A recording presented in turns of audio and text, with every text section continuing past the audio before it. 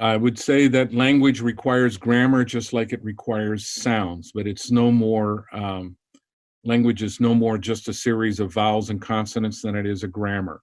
Language is about meaning, and the only way to approach meaning is through a theory of meaning that involves signs and symbols. We've known this since Sextus Empiricus and the medieval grammarians, and we had, the so-called Dark Ages. The medieval grammarians were some of the best of all time. And getting back to the roots and looking at these traditions and not thinking that the discovery of grammar is either new or even all that crucial to understanding language. These are very important thoughts to investigate.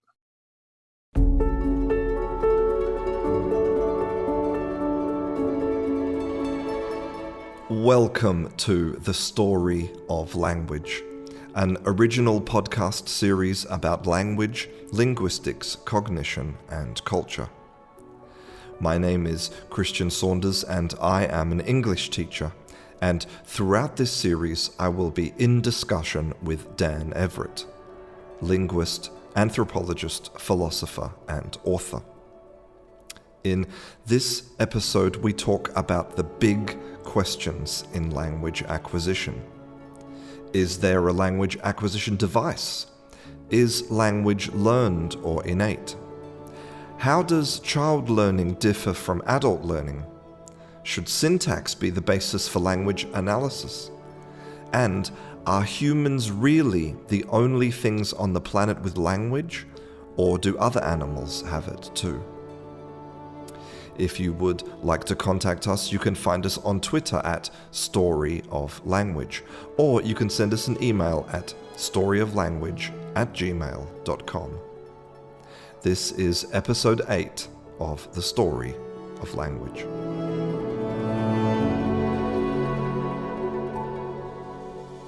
What do you think about the idea of there being some sort of language acquisition device which is a physical thing which resides in our body? I wrote a long review article in the Journal of Linguistics, which is the top, at least it was then, the top linguistics journal in the UK and one of the top in the world, and where I gave a long analysis of the book, The Language Organ, by Stephen Anderson and David Lightfoot. And I said that if they're accurate, Chomsky needs to receive the Nobel Prize for Anatomy because he has discovered an organ that has never been observed before in the history of the study of the human brain. And in fact, if you go through their book, they never discover anything about any such organ. There's no place in the brain. They talk about sometimes it's knowledge, sometimes it's specialized tissue, and they're not even consistent on it. So then they wrote a long reply, which consisted primarily in that they had taken undergraduate classes in biology. And then I wrote a reply to that saying that, if knowledge is an organ, then all beliefs are organs. Knowledge is a warranted belief. So whatever I know, burritos, driving, all of these are organs. So it doesn't seem to really explain anything. It doesn't correspond to anything. I mean, Angelina Frederici has written a lot. She is a pro-Chomsky neurolinguist, and I have a long review of her work in my book, How Language Began, in which I show that the things she's talking about have multiple functions. And as soon as you find a part of the brain that has a multiple function, then it isn't specialized for language, even if that's where language is found. The interesting thing about Evelina's work is that her language networks don't seem to have multiple functions. They seem to be dedicated exclusively to language. So here's the thing: if there's an innate language organ and it's programmed there, you expect to find hereditary diseases that pick out only language because they could damage this organ. I try to show in the book How Language Began that there are no such diseases. None of this stuff is hereditary. I look at aphasia and autism and these things. Whereas in Evelina's work, she shows that after you've learned a language, if you suffer damage to this part of the brain, then your language will be irremediably affected. Whereas if you get damage to the brain prior to learning language, it won't be. And this is a problem for nativism. This is a problem because if something's in the brain, it ought to be able to be damaged.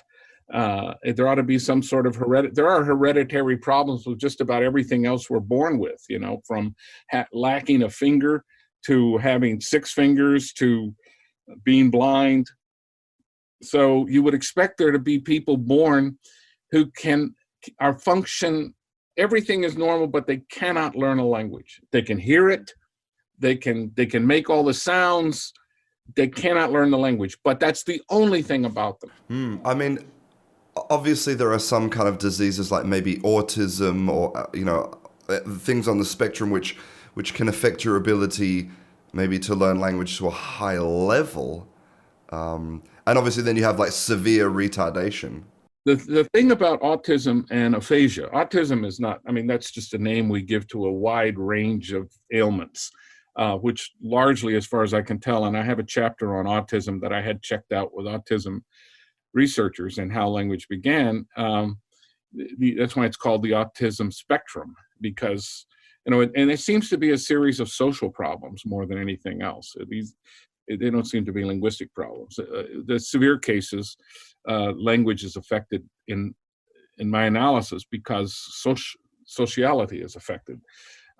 In aphasia, we have terms like Broca's aphasia. We have specific language impairment. We have Wernicke's aphasia, but I try to show that none of these really exist they're always part of something else. Specific language impairment is a funny term because it is, it's like a Whorfian thing, where language affects the way we think. So we think if there's a specific language impairment, that's obviously evidence that language is innate, but there really is no such thing as specific language impairment. And I actually debated someone in the Netherlands about this in front of a large audience, and the audience was really upset that I was saying, they said, I never see you at these conferences. How do you know if you never go to the conferences? I said, well, you read the literature and you find out that when person has a problem X, if they also have a problem Y and Z, and that they always have these multiple problems, it's not specific to X. That's just a fact. There's nothing, I don't need to go to a conference to think that through. I've actually seen some people on the internet who call you a Whorfian because they feel like, because you're trying to say that culture can affect your language, that somehow is tied in with this Whorfian idea of... Yeah, that's a lot of people do that. As I tell them, Caleb Everett works on Whorf, Daniel Everett doesn't. So the language and culture have a symbiotic relationship, in my view, and in Caleb's view, and in many other people's views. But I believe the effect goes both ways. Language can affect, and I've written papers on this, language can affect the way we think. But it's also the case that our culture can affect our language. I'm not concerned with the research, as my son is, showing how language affects the way we think. I'm concerned about showing how culture affects our language. And thereby, if it also affects the way we think. So the cognition, culture, and language are inextricably linked in the human species. And there's no one-way causality. So I'm not a Whorfian. Nobody's a strong Whorfian that believe, science wouldn't be possible if strong Whorfianism were correct, right? Because when Murray Gell-Mann discovered or invented or whatever the quark, and he took this term quark from James Joyce and he applied it to physics, he went beyond the bounds of language. He found a concept for which there was no name and he gave it a name. And that is not how Whorf's world works. Okay, so science wouldn't be possible if Whorf were completely correct. And I've said this in all of in fact, the people who are real Whorfians often get upset with me because they see what I do as undermining Whorfianism. I would say these people should just read my books instead of I mean, it's just, I had a guy call me, he wanted to interview me about Worf, and I said, hey, you got the wrong Everett. I don't do that. And he said, well, you've written this and this. I said, yeah, none of that has anything to do with Worfianism. So you can't win, really, can you? Because people accuse you of being Worfian, but then the real Worfians are upset with you for not being real Worfians. Yeah, this is the way it is. And one of the interesting things, I keep going off and on of Facebook because I keep, I like social contact, especially in these times of isolation, but I've come to the conclusion that I'd rather watch a movie with a glass of whiskey than go on Facebook. I don't need that. The level of cacophony there is really astounding. And everybody thinks you mean this. I had, somebody will get mad at you for saying something, but you intended the opposite. So I'm beginning to think that, looking at the scientific literature, looking at these social media and things, that dialogue is not always worthwhile. Well, I think social media tends to always promote and encourage dialogue that's very kind of, acerbic and very like, I'm right and you're wrong. It's really like that. Yeah. But since I know that I'm right and everybody else is wrong, I don't need to go on social media. In other words, I'm as bad as anybody else, so I should not be on it. Before we talk more about language acquisition, maybe it's kind of useful to define what exactly language is. And I think maybe that's difficult because where do we sort of draw the line between what language is and what is communication, especially if we're not just talking about humans, but we're talking about maybe animals, like, birds communicating. Is that language when they're singing? Well, this is something I address in how language began, but I'll start off with in the view that has dominated linguistics ever since Chomsky came on the scene. Language is a recursive grammar that generates all and only the sentences that people can use. So it's when Chomsky says that the colorless green ideas sleep furiously is grammatical, he means that it's part of the language, but it just doesn't happen to have any meaning. And his view of this has changed over the years. So that definition of language doesn't rule out meaning, but meaning is not central to it. It's basically grammar. John Searle has noted this in a lot of publications. Many other people have observed this. There are a couple of recent publications by good mathematical linguists coming out reviewing this and arguing this. So my view of language is very different. I gave a talk at the Hungarian Academy of Sciences that irritated people because I gave this definition, and it's related to communication. So communication is the transfer of information by signs, and signs include icons, indexes, and symbols.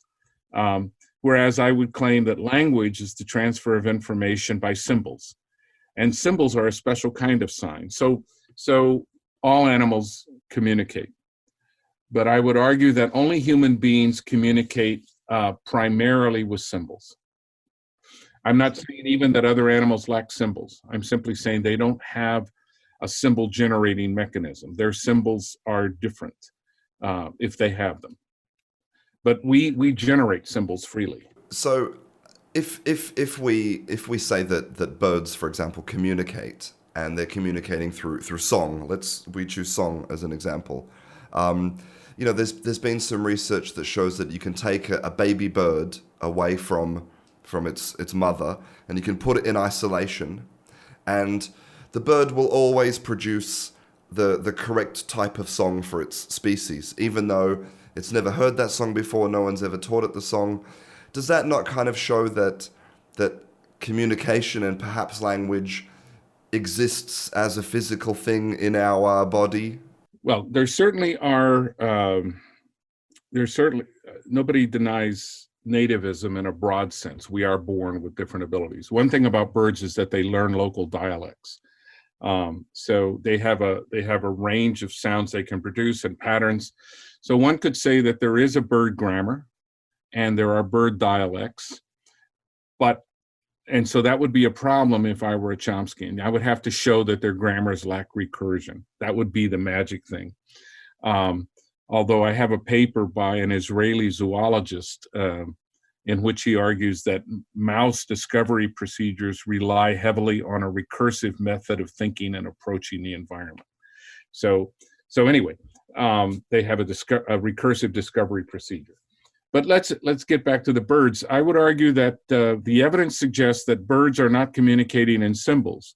They have a grammar for the communication of icons and indexes. Indexes being like pointing to certain things, so alarm calls are indexes. Icons could be longer sounds for greater food resources. So we see this in bee dancing. Bees come in and the intensity of their dance is iconic. It reflects the intensity of the honey source. The way that they orient themselves is indexical. It points to the honey source. So bees communicate, and they have a grammar, we could even argue, but they communicate icons and indexes. And if there are symbols, which means a symbol, the biggest difference with a symbol is that a symbol refers to a generalization. That's according to Peirce. A symbol refers to a generalization. So man is a symbol because it refers to the generalization of male homos, Homo sapiens or Homo erectus. Anyway, so birds can have grammar, birds can have dialects, bees can have the same, other creatures can have the same. But when you analyze, the vast majority, if not all of what they're communicating are icons and indexes. They're pointing or they're representing by correspondence. An icon, like a painting, is a correspondence between visual features of the painting, which it possesses inherently, and visual features of the thing that it's representing. So an icon is the simplest of all signs, and then you get an index, which is a way of pointing or indicating, as so all animals use icons and indexes, and they may organize them grammatically. Only humans regularly generate productively symbols, and so only human language is defined largely by symbols. The grammars don't have to be complicated. You get everything from English to Pitaha. But the symbols of Pitaha are just as rich as the symbols of English. So for me, grammar, human language is not defined by grammar. That's a minor part of it. It's not even a significant part of it, whereas for Chomsky, it is the defining feature. And so for me, symbols, communicating by symbols is language. So somebody said, so you mean that a stop sign has a language, or a red light, red, yellow, and green, that's a language because those are symbols. Well, the entire object is a symbol. I mean, it takes a bit of analysis, but that it uses icons and indexes. Green is an index of action, go, it's interpreted by an action. They don't have to necessarily be symbols. But even if they were symbols, they're only possible in the larger context of a symbol generating language. So they're not counterexamples. They're simply subparts of language. The word go is not a language. It's just a symbol within a language. But you could see how somebody could say, well, if bees can be born with this this kind of the wiggle dance, which changes intensity and direction, and if birds can be born with song, then it doesn't seem to be a great leap that humans can be born with this language acquisition device. Yeah, it's not an implausible idea. I would not say that it's an implausible idea. I would say that it's empirically unnecessary. You simply don't, it doesn't do any work. And so if that's William of Ockham there, don't multiply entities beyond necessity. So don't propose X if we don't need X, okay? Don't give me a knife if a spoon is all I need. I mean, it just is, it goes beyond what we need. But the other thing is, in my book, Dark Matter of the Mind, I argue that evolution has moved humans, as far as I can tell, more and more away from instinct and more towards cognitive freedom. Doesn't necessarily mean freedom of the will, but it means that we have more problem-solving capacity. And, so for example, corn has roughly double the amount of genes of humans. So why does corn have so many genes? Well, one explanation, one I propose, is that it has all its problems solved for it. And so, it doesn't have to think about anything. It's what Charles Sanders Peirce would have called phylogenetic habits. Its species, that's the way it behaves. It's a habit of behaving. And the genes are needed for this. But, start to flood the cornfield and they don't get up and walk away. Everything's worked out for it. So if something happens that wasn't worked out for it, it dies. Humans have gotten fewer and fewer instincts of this type. That doesn't mean they don't have any. It doesn't mean they don't have anything innate, but it means that we have much greater freedom. So for example, if there were a language acquisition device, if there were something on the genes that told us how to learn a language, then once again, we would expect, since everything genetic can be affected, right? Every genetic aspect of us can be mutated, that we would expect to find mutated populations that can learn only their language. They had a language acquisition device, but it only works for them, right? Now, Chomsky argues against this. I mean, I've confronted him with this fact. He said, well, it's just grammar. But I said, yeah, but let's say that they have a grammatical quirk and it would make it faster for them to learn their language if they didn't need to figure that out. If it was just a genetic mutation, we know that people adapt to their environments all the time. Some people have said language changes too fast for this to happen, but that's actually not the case, because prodrop, which is the ability to omit pronouns that you find in Spanish and Portuguese, but not in French and not in English, subject pronouns, that is. So in English, I can say, it is raining, but I can't say is raining. Whereas in Spanish, you wouldn't say it is raining. I mean, what is it? You would just say, está lloviendo. So why wouldn't there be some sort of pressure to evolve so that you only have prodrop? You can't learn a language that requires those pronouns in there. The advantage is you learn your language faster. Well, actually, we know that prodrop is 6,000 years old. This goes back at least 6,000 years. So you find cultures that can break down the enzyme lactase after the infancy. Most of us from Northern Europe and a few places in Africa have this ability to digest lactase afterwards, but most people don't. Now, how old is that? That's about 3,000 years old. So prodrop could have had a genetic effect because we know that genes can change in less than 3,000 years. Tibetans have different abilities to process oxygen because at high altitudes than we do, and that's about 3,000 years old. And these are all cultural facts, right? Culture comes in and changes. Well, you can say the Tibetan is an ecological effect, but it's caused by culture. Caleb Everett has shown that languages adapt to the humidity, they adapt to the altitude, they adapt to the cold, and so sound systems change according to these external factors. And they don't need even 3,000 years. So 6,000 years is plenty of time for this to evolve. But here's the thing, if you actually believe in universal grammar, you predict that not all people can learn all languages. That sounds bizarre, but you predict that there should be local genetic variations that make it harder to learn one language than another.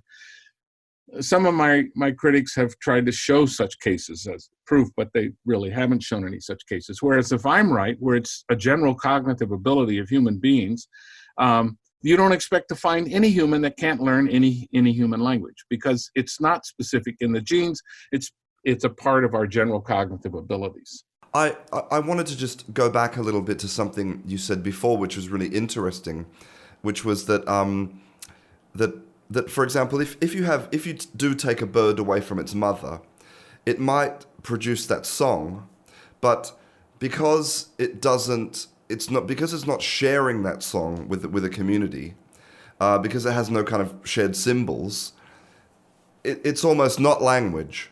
especially by your definition? No, it's not language. It doesn't matter whether it's sharing it or not. It just matters that it's not a symbol. So the connection in an icon and an index, these are directly related to the things they refer to. An index by pointing, an icon by representing visually, usually could be sound, like sound symbolism. But sound symbolism, ironically, has nothing to do with symbolism. It is a bad term that linguists who don't understand the difference between icons, indexes, and symbols use. Sound symbolism, the proper name should be sound iconicity. It's just a form of icon. Paintings on cave walls are not symbols. They're icons. They're representing something.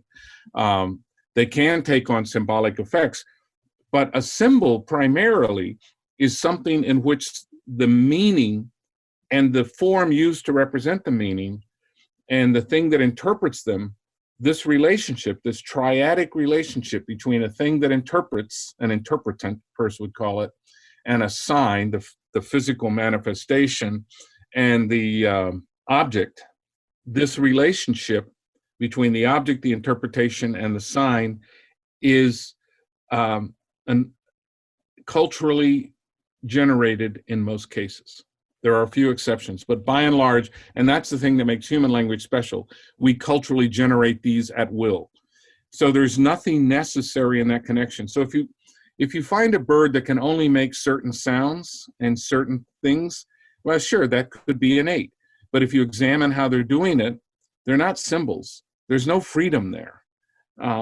It's a closed class of patterns that they use for communication. If grammar was all that there were to communication, and merge was the only thing that grammar really, that was the core of grammar, what Chomsky calls the basic operation, then it would be no more sophisticated than bird language, and birds could have language and humans have language. But if it's symbols, then merge and bird languages are pretty much secondary to the issue of whether humans have language or animals have language. So symbols are really the threshold that you have to get to before you can talk about language in my analysis. And it's not just mine, it's a tradition that goes all the way back to, I'm reading right now what I consider to be the first careful exposition of symbols and signs, which is Sextus Empiricist back in the 2nd century AD. So this has been around for a while. So this is not some new tradition I'm trying to throw on the world. This is something that was in fact the primary tradition until the computer and machine translation started to come about in the late 50s, and people were mainly focused on finding algorithms that would take one sentence and put it into another, so grammar became essential. And of course, Chomsky grew up in this era. Well, that's another thing I wanted to talk about, which was conlangs, these constructed languages. And, they vary from constructed languages that have been made for alien languages in movies, or people who make them just, for fun as a hobby. And there's one in particular which I think is really interesting, called Fifth. And it uses something called a stacked grammar. So basically, it operates on a principle called LIFO. So it's the last thing in the stack is the first thing out of the stack. Yeah, Chomsky analyzed these patterns exactly in the 50s. Yeah, so you stack up these kind of words, and then you have operators. Push down automata. Yeah, and you have operators which you can use on the stack, which, for example, might duplicate one of the elements in the stack or join it together. And these languages work, but they also violate what people claim are kind of the universal laws of human language. Yeah, because they're much more difficult cognitively. You don't expect to find these kinds of things in human languages because they're much more difficult cognitively. There are better grammars. And so, but this is again getting into the issue, buying into this idea that grammar is central to language. I don't care what kind of grammar they have. If they don't use symbols, it's not a language. And if they do use symbols, it is a language, as long as they have the ability to put them in order. You just need a way to interpret the symbols. You can always interpret symbols if you invent them in isolation.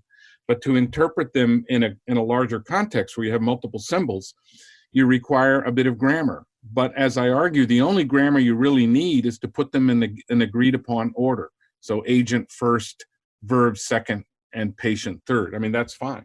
That's all you need. But so is grammar basically just an abstraction? Grammar is a way of organizing symbols to facilitate interpretation.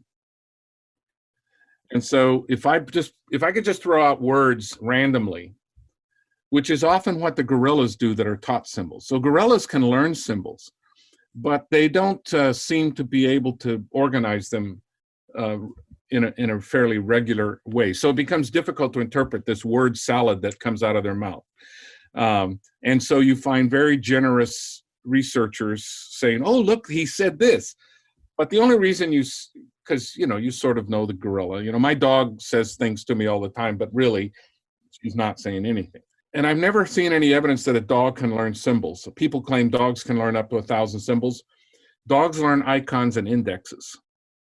They learn to recognize individual objects, and if they look similar to other objects, they can recognize this kind of thing. But they don't learn arbitrary associations, or better word than arbitrary is conventional.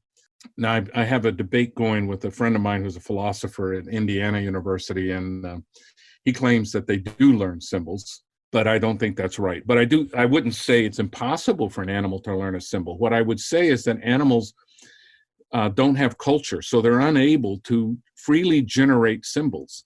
And you have to be able to freely generate symbols to have a language. And you also need to be able to have some sort of grammar to insert those symbols in so that you can interpret larger and larger groups of symbols with minimal ambiguity. And so that's what animals can't do. They can't, if they can learn a symbol, they're very few and far between. They're not productive with them at all.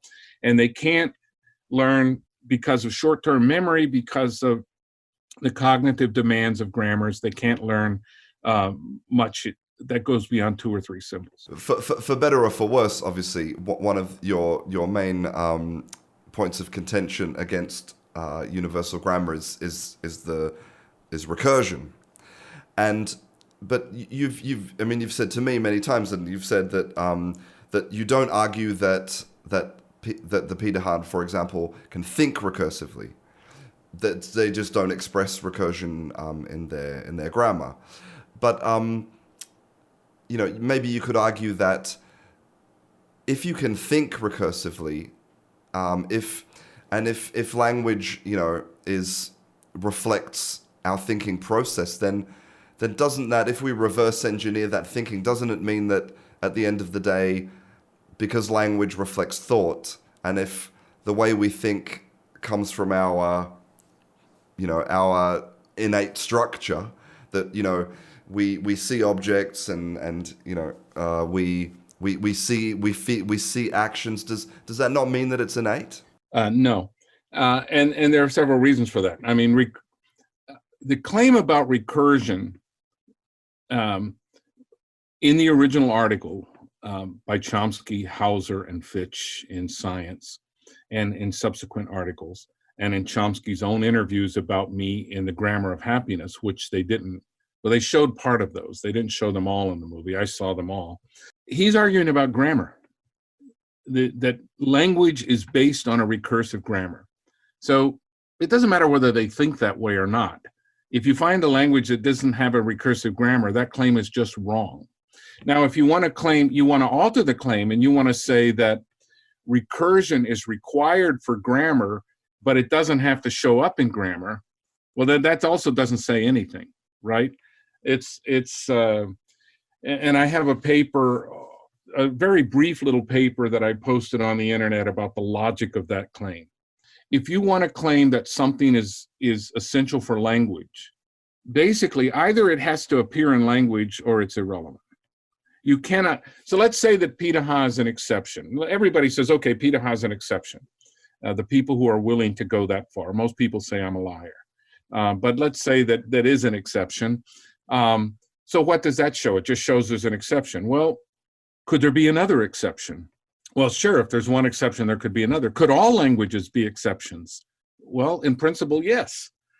So it's not really necessary for language. It's like saying that all swans are white, but we'll set aside the case of the black swan because that doesn't fit. I think to give another example, like with the case of nouns, like we seem to have this innate ability to separate objects into distinct kind of classes. Like, we know that birds are kind of one category of thing. They have wings and they fly, and then, trees are a different category. And I can't imagine a situation where any human would ever kind of conflate those two categories. Nor any other animal. Or any other animal. Yeah, exactly. So if the ability to create categories and maybe express those as nouns is kind of something innate, is that not more evidence for, a language acquisition device?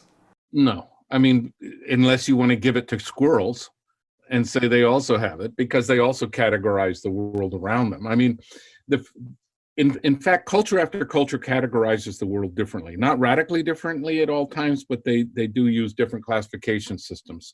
And also, as I've shown in many papers, and in fact, another one I'm writing now for another volume, is that you can have concepts for which you have no words, but you can't have words for which you have no concepts. So the decision about what's in a language is a cultural decision. The ability to categorize is not human specific.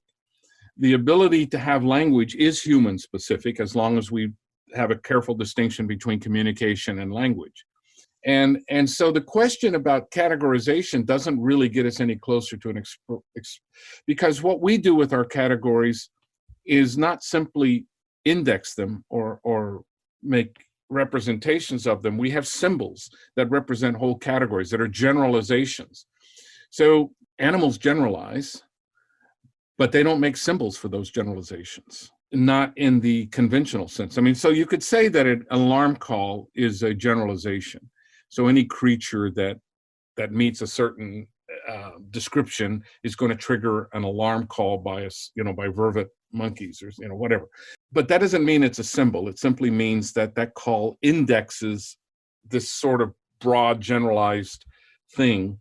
But there is no word in other creatures' repertoires, no symbol that represents this generalized thing. So they can talk about this generalized thing. They just get this impression, it's a category that they have, but they have nothing in their language, no way about talking about it in their language. If a doctor, is checking your reflexes and hits you in the knee and your leg goes out, then your leg interpreted that, and the interpretation was moving. That's what Peirce would have called an action interpretation. I mean, you see the same thing if you see a stoplight and you press your foot on the brakes. You didn't think, oh, that's a stop. It's an action interpretation. So animals have action interpretations, but they don't have symbolic representation, and they don't have symbolic interpretations, or what Peirce would have called logical interpretations. And humans, this is what distinguishes us from animals. So it's not the ability to categorize. Certainly that is an innate ability that we share that is evolutionarily ancient. It goes back, reptiles have it. It's before mammals ever appeared, this existed. You can even make the case that plants have the ability to generalize and come up with certain kinds of, Peirce said that the entire universe is mind. The difference is that its habits are all formed. It's effete mind. There's nothing else for it to learn. Whereas we're forming our habits. And so we still need a lot more freedom. So humans are part of the natural world. We share most of our properties, almost all of our properties, with other species, gorillas, and yet the symbol has transformed us into the most powerful creature on the planet. And the discovery of the symbol, I argue, goes back to Homo erectus. Much earlier in this conversation, you talked a little bit about how the kind of machine translation and the rise of computing kind of fed into a lot of these theories about linguistics.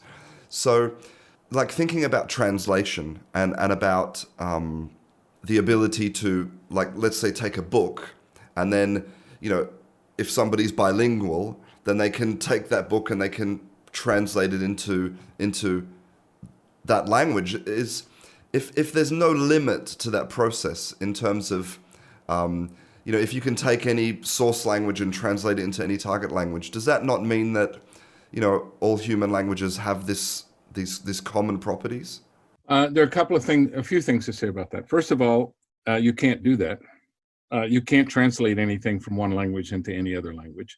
I spent many years, misguided years, as a Bible translator, and it turns out you cannot translate "Jesus loves you and died to give you a wonderful life" into most languages. Okay, these concepts are culturally based. And so if the culture doesn't have any place for that concept, for example, I gave an example in Dark Matter of the Mind. I'm going to borrow $10,000 from the bank of mom and dad to pay off my college debts. You cannot say that in Pinaha. They don't have words for numbers. They don't have a word for mother. They don't have a word for father. They don't have a word for college. That doesn't translate. You can't say that. And there's no way it can be said until the culture changes so dramatically that all those concepts come in. Now, I'm not saying that they could never do that. So this is not, translation is impossible for any time in the history of a language. But there are certain times, at time T1, where translation between language X and Y is impossible. So it's not, you can't do that. The other thing is, a lot of the machine translation, John Searle showed its problems about 40 years ago in his famous Chinese room experiment, in which he said, let's imagine that I'm getting symbols. I'm standing in a big head. It's a big metal head, and I'm back there, and I have a list of instructions. And in one ear comes a symbol, and it's Chinese. It's a Chinese word, and I've got a list of instructions that tells me to pull out the following English words and put them out the mouth of this mechanical head. And I can do it really fast, and I'm really accurate. And everybody outside is satisfied. Do I understand any of the language? No. I'm just following rules. So, and that got a lot of, people say, oh, yeah, well, you are understanding the language. That's all understanding means. But that's stupid. You're not understanding the language. And the reason is you're treating all the symbols of both languages as indexes. You get a squiggly line in the ear, and you match it with other kinds of lines. And those are indexes of things. But you don't know. You're just matching indexes. You're not using symbols. These are never to use symbols. And if you don't have symbols, you are not understanding.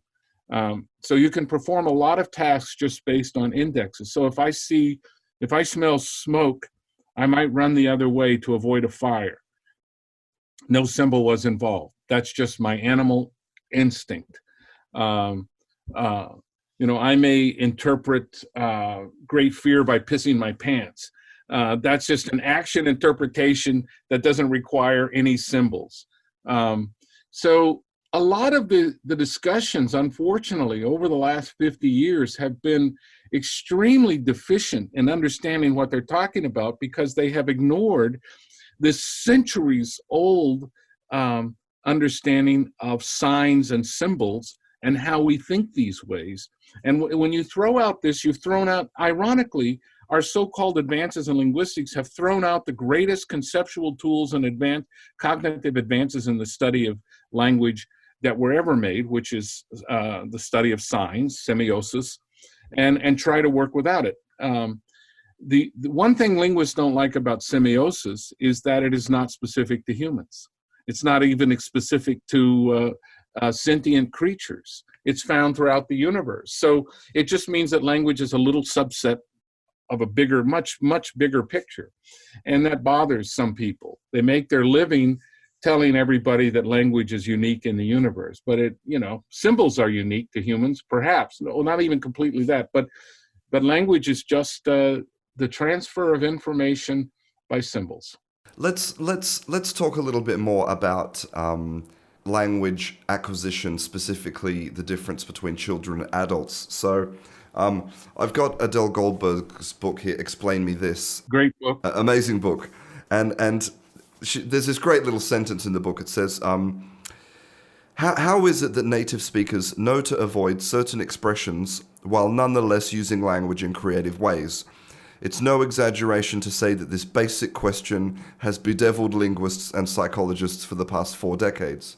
And this, part of this bedeviling has been this idea, which was labeled the poverty of the stimulus, right? Which was that children do not get enough overt correction, they do not get enough input to possibly produce the quality and the quantity of language that they do. So therefore, language must be innate. Yeah, the Berkeley psychologist, I think he's professor emeritus now, Dan Slobin, calls this the poverty of the imagination rather than the poverty of stimulus. It has been shown time and time again that negative input is used, and it can be used. It has been shown time and time again that the amount of information that children get is almost certainly enough to learn their language. I mean, there are famous papers by Jeff Pullum and his former deceased wife, Barbara Schultz, on the poverty of stimulus, where they lay out the problems. There's a series of papers from King's College, London, about problems with the concept of innate. Just the very concept of what it means to be innate, for something to be there. So it's simply not the case that the poverty of stimulus is a knockdown argument. The other thing about the poverty of stimulus argument, which you take Chomsky's classic example.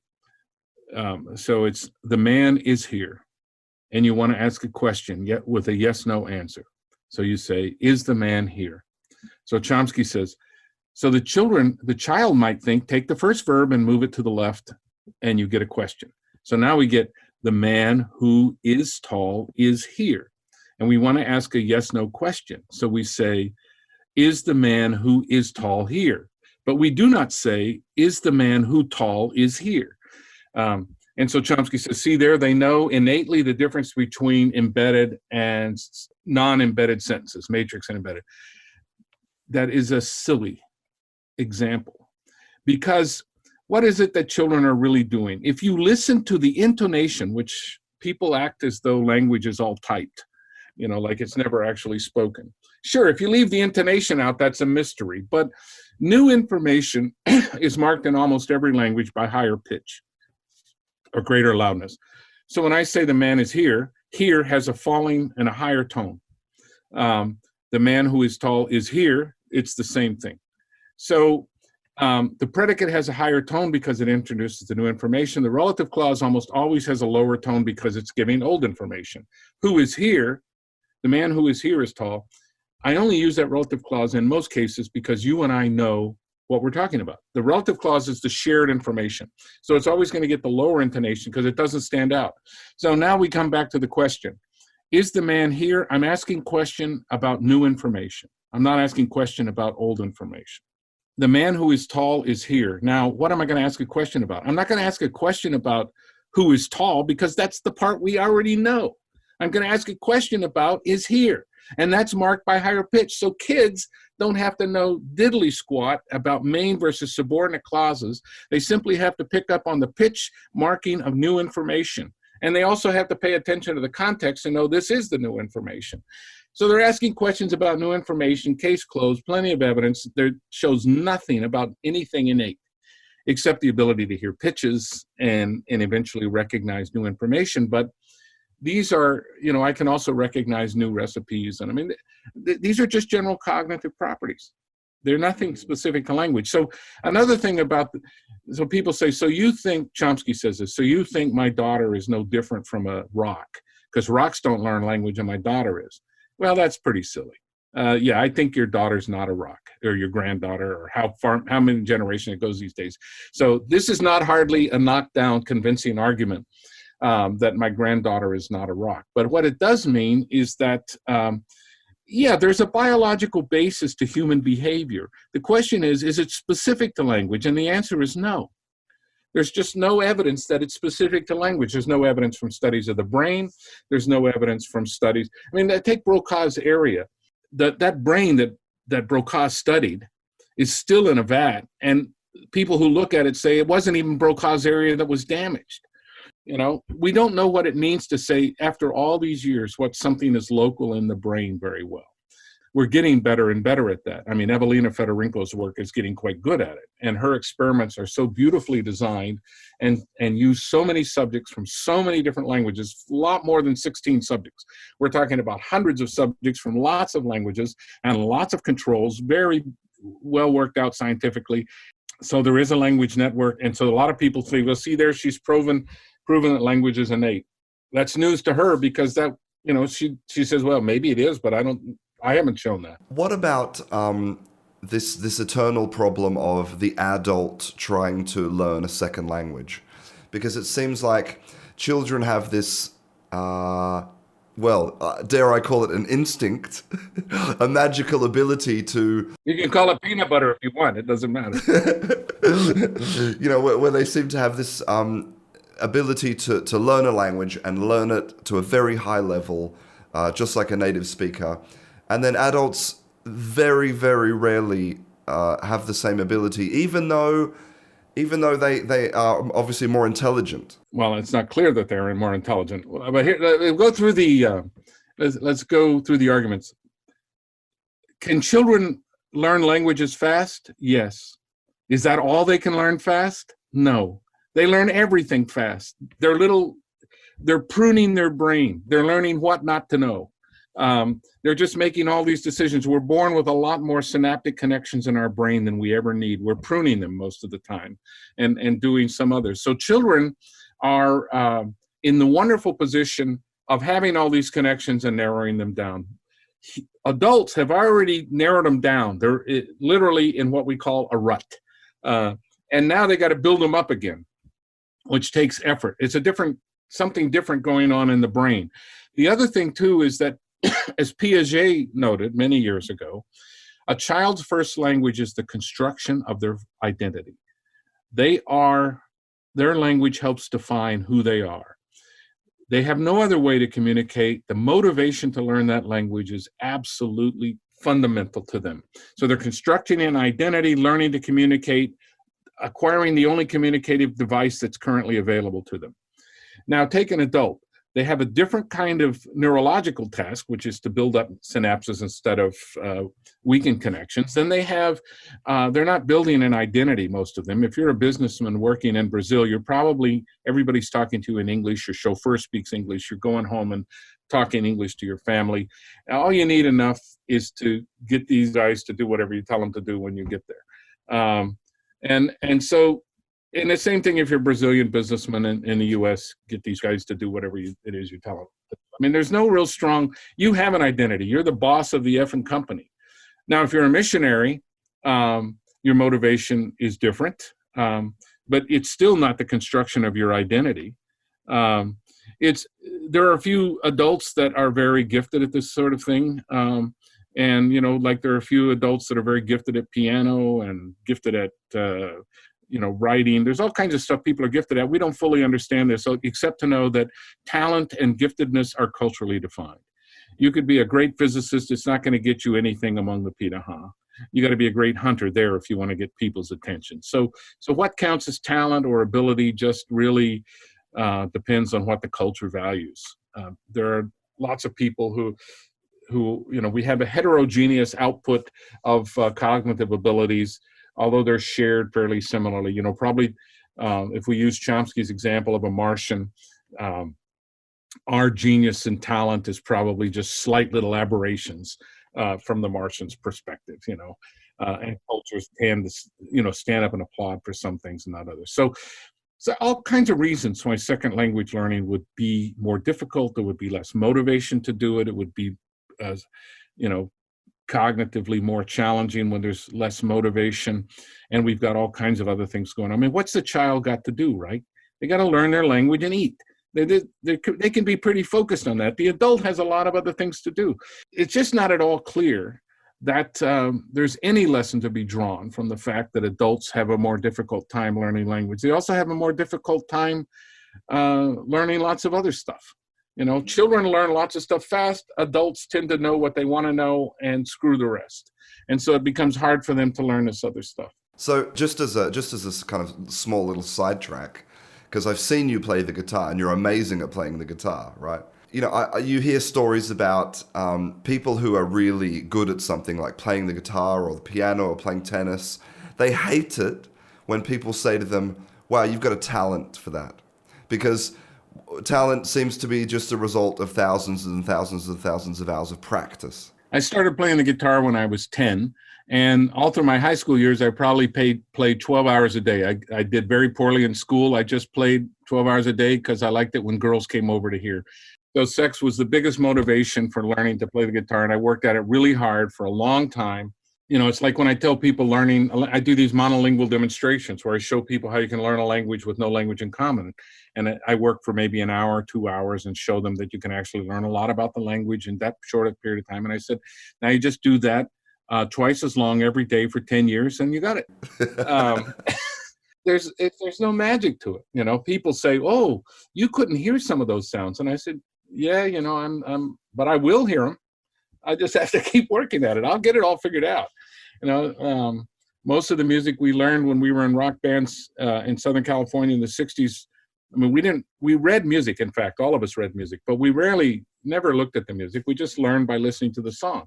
And we listened to it over and over, and we practiced, and we got good, and we got flexible. So, yeah, there's a lot of effort that goes into something. And then at some point, you know, it seems effortless. You see Paul McCartney play just about anything, and he's just stupidly brilliant. Somebody said, what could that possibly mean, stupidly brilliant? I said, it means I'm too stupid to know how he's that brilliant.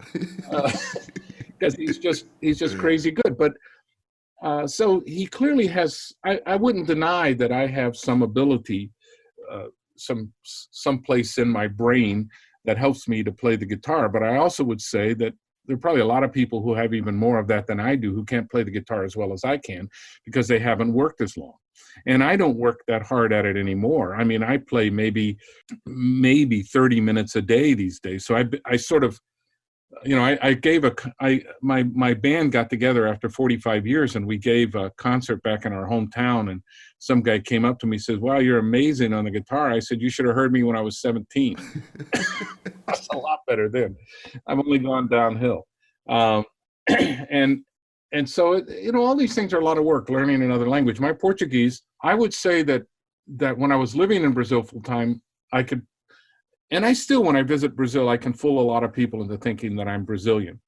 But if you get out of practice, then after a while, you know, I do find myself giving a lecture and a word that I would have known right away. I have to think, and you know, people will come to me and they'll say, oh, you speak such good Portuguese, but we would have said it this way.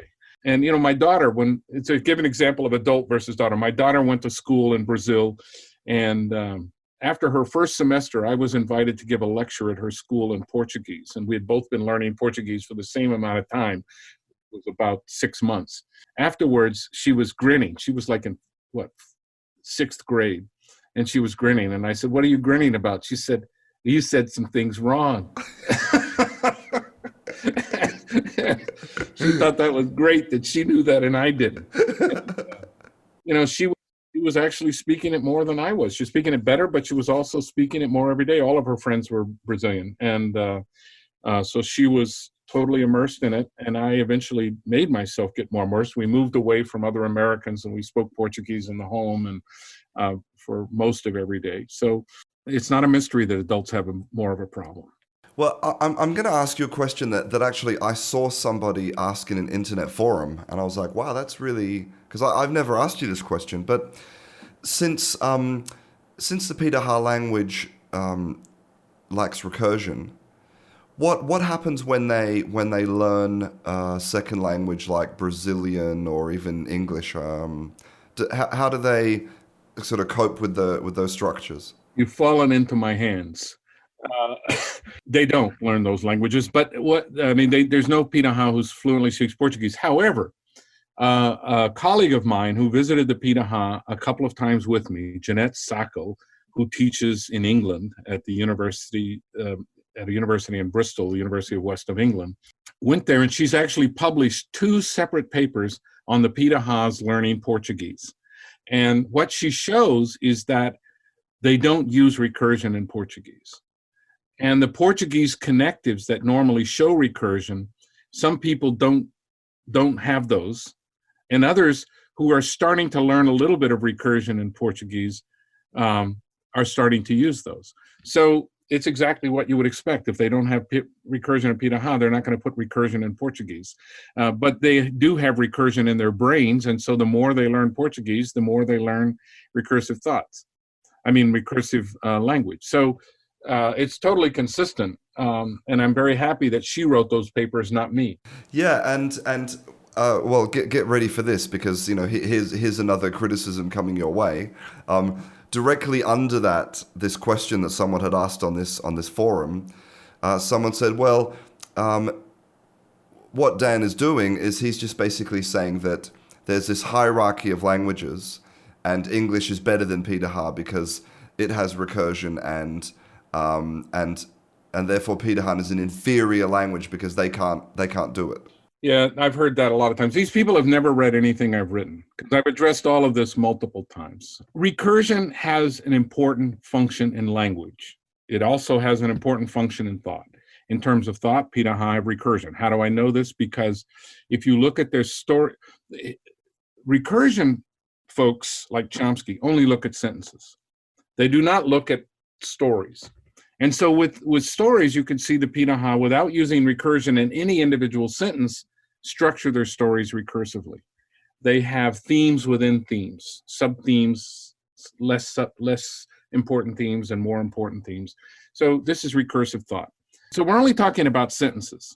So, you could say that they're inferior because they don't have subordinate clauses. That seems rather stretch.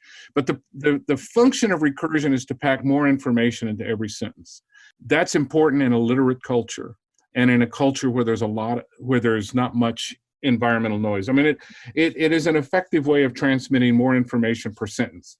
But if you live in an environment in which there's a lot of noise and you want to be able to recover from interruptions of sentences, then not having recursive sentences and building all the recursion and repetition into discourse instead, and you hear lots of repetition in Piraha stories, is a way around this problem. So it has nothing to do with inferior. Recursion is a tool, just like golf clubs are a tool. And the fact that the Piraha lack golf clubs doesn't make their culture more inferior to anybody else's that has golf clubs.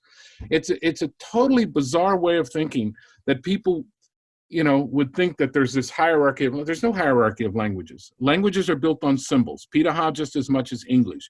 And people structure those symbols according to different tools. So you can go from linearity, which is a fairly simple way of organizing it, or you can go to recursion, which is a more complex way of organizing it. But that's just at the level of the symbol. Once you start building stories, Chomsky's biggest problem and the biggest confusion that comes up time and time again is that people take the sentence as the basic unit of language instead of the story. And once you start to see the story, a lot of these differences disappear. Somebody came up to me after a talk in Germany and said, so you're saying that at the level of the story, you and Chomsky don't disagree? And I said, yeah. I mean, the only reason we disagree is because he chose to make the sentence the center of the universe, and it isn't. So the whole debate there is about the structure of sentences. But here's an interesting thing. If you go into a new culture and you want to work with the best language teacher possible, you might ask somebody, who tells the best stories here? But you would not ask anybody, who makes the best noun phrases? And, so these are things at totally different levels. Storytellers and great authors in America talk about the ability to write the sentence, the great sentence. That's very important. But the most important thing is telling the great story. And you can have a lot of shitty sentences in there, but if the story is really interesting, people are going to buy the book. They're going to get turned on by the story. So Hemingway has one way of writing sentences, and Proust has another way of writing sentences, and Chomsky has another way of writing sentences. And it doesn't matter who has the best sentence. It's not even clear that makes a lot of sense. But you're going to find less recursion in somebody's writing than other. You're going to find a lot more recursion in literacy. People who say that culture cannot affect language have never looked at literacy. And they've never, as soon as you learn to write your language, it changes. And there's a literate language and a spoken language. If you study African American vernacular English, you find all kinds, not just of word choice differences, but of grammatical differences. And these are reflections of the culture. These are cultural values. Rap, which in many ways, in terms of its form, greatly exceeds in complexity and brilliance the average construction of the 40 to 50-year-old white male. And the average white American could not possibly participate in a rap duel with an African American, which is something very common with him, in which the entire structure of the language, the velocity, the grammar chosen, the way recursion is built in and left out, these are all affected by the culture. So having recursion or not having recursion is no more shows that one language is superior to another than the ability to fry eggs or eat raw eggs. I mean, this doesn't mean anything. I'm just sitting here wondering to myself, isn't a sentence just an arbitrary kind of definition anyway? Because, like, I mean, I know that hundreds of years ago they used to write in scriptia continua. You know, there was no punctuation. It was just this big stream of stuff. I mean, actually, it's not arbitrary, because a sentence does correspond to what logicians call propositions, and these are very important units. A proposition is the communication of basically a single verbal meaning with the required verbal arguments. That's a linguistics definition of it. In Peirce's definition, a proposition is a complex symbol. But so Pinahan do have sentences that correspond to propositions. Every language has to be able to express propositions because that's how people think.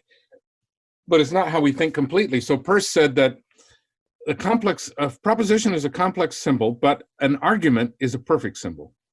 And so you've got to have multiple propositions working together to communicate something whole. So Socrates is a man. Well, okay, that's a symbol. That's a complex symbol.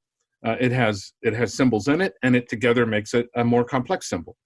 But all men are mortal. Socrates is mortal. Therefore, Socrates is a man, or all mortals. You could say it in any number of ways, that syllogism, but that itself is what Peirce would have called the perfect symbol. So in other words, he was looking to stories and discourses, of which arguments are a part, as where we ought to focus. And had Peirce lived longer and developed a theory of linguistics, although that was less important to him, then we probably would have overcome this fixation with the sentence. So I don't think it's arbitrary. It's just like saying that grammar is about words. You just stop too soon. So sure, I can have a theory about how words get together, but people want to know how those are used in sentences. And the same thing goes, I can have a theory of how sentences put together, but ultimately we want to know how those get put in texts and discourses. Chomsky's teacher, Zelig Harris, defined the transformation. He was the first one to introduce the term transformation and it was a relationship between two sentences based on how they were used in discourse. So John was seen by Mary, and Mary saw John would be transformations, not in the sense for Harris that one was produced from the other, but that they have different discourse functions. So if I'm talking about Mary, I will probably say Mary saw John. If I'm talking about John, I will probably say John was seen by Mary. So they have different functions. And it's been argued that there are languages in which all sentences in a text are passive, and others that claim that all sentences in a text are active. And those produce, according to the anthropologist Greg Urban, those produce different kinds of cultures. Language is complicated, and there are various perspectives on the relationship between language and culture. It's a symbiotic relationship. There are various reasons why we learn languages differently at different times in our lives. And all of these have to do with human biology. Even culture is only possible because of human biology.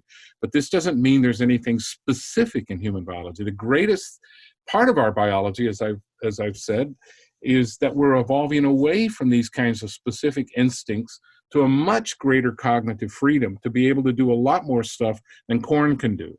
My penultimate question is, there are a lot of kind of physicists out there who are looking for the theory of everything, this kind of neat formula that might kind of unite everything that we that we can possibly ever understand about the universe. And I'm wondering how you feel about the idea that there might be some kind of universal explanation for human language. Is that a nice idea to you, or is that kind of abhorrent? No, that's a great idea. I think we are getting there, and I think it's semiosis. It has nothing to do with what Chomsky's been working on for 60 years. It's pretty much unrelated to that. That's an orthogonal thing that I predict. I won't live long enough, but I predict that it's going to fade away. Then people will wonder why we spend all this time on that. And already a lot of people think that. But that's just my personal opinion. But I do think that there is a theory, it's called semiosis, and that's where language and culture, in fact, all science, Peirce worked out what he called the architectonics of science and how every science fit with another science.